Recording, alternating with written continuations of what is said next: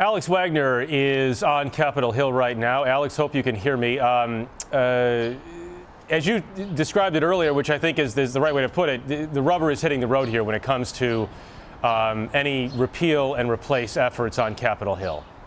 Yeah, we saw sort of a draft proposal that was leaked last week, which was based in large part on Tom Price's plan. Paul Ryan echoed that sentiment in his meeting, his press conference this morning.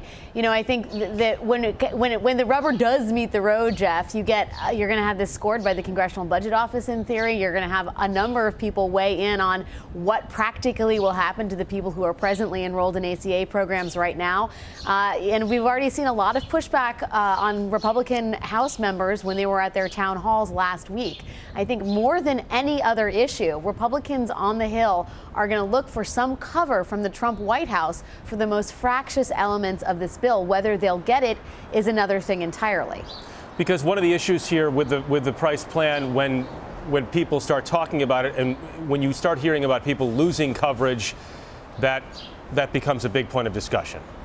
Yeah, I mean, in part, you can't. Donald Trump has promised a lot to the American people, but delivering on those promises legislatively is going to be tricky. I mean, there's talk of pre-existing conditions and people with pre-existing conditions maintaining their coverage. To what degree that's going to be possible if you don't have an individual mandate? The mathematics on this are very hard to work out. There's the question of Medicaid expansion that happened under the ACA. We don't know if that will hold in this new plan, if that's turned into state subsidies. You already have pushback from conservatives in the Republican Party who think that's just another entitlement program. So the more details that come out, the more you will see dissent. And again, not just from Democrats, not just from the American people, but theoretically from members of the president's own party. There's a lot to be discussed in the coming weeks and months ahead. And there's also the scale of the policy, right? Because access to coverage is different than actual coverage in many cases. Sure.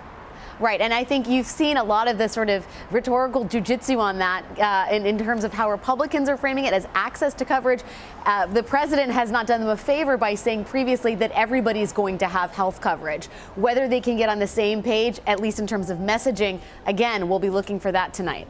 So ACA has obviously been a huge point of discussion, not just in recent days, but for a long time now. What else is the discussion on the Hill this morning?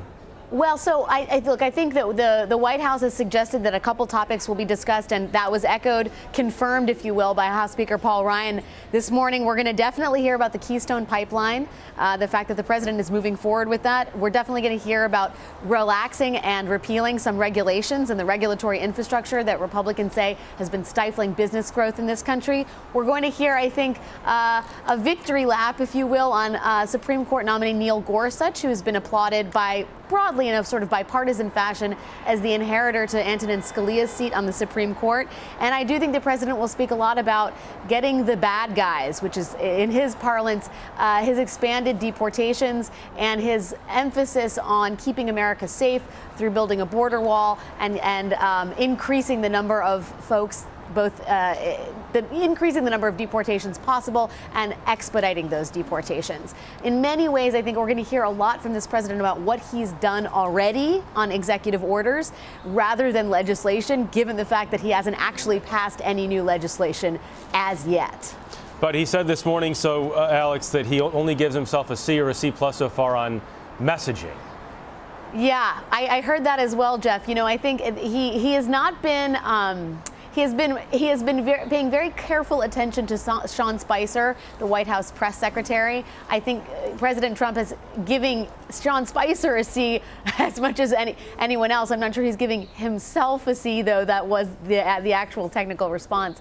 I think this president feels like he's not getting credit for what he has done to sort of change the game so early in his first term in office. I think he feels like this is not so much an issue of understanding the legislative process, but getting the media on his side and getting his communications in order. That there is not fixing that needs to be done in terms of the way he's running his White House, but the way in which the White House is getting that message out to the American people. It was interesting that I think he gives himself a higher grade when it comes to substance, but really the problem, he thinks, is optics and rhetoric, a C for messaging. Well, and he talked about Spicer, right, when there's been this investigation now that whether or not the president actually himself signed off on this assessment of cell phone staff, cell phone numbers or cell phones in the Oval Office or in the White House after this sort of flood of leaks that's happened in recent weeks. The president did say, you know, Sean Spicer did this. He may have done it differently, but he still supports Sean Spicer.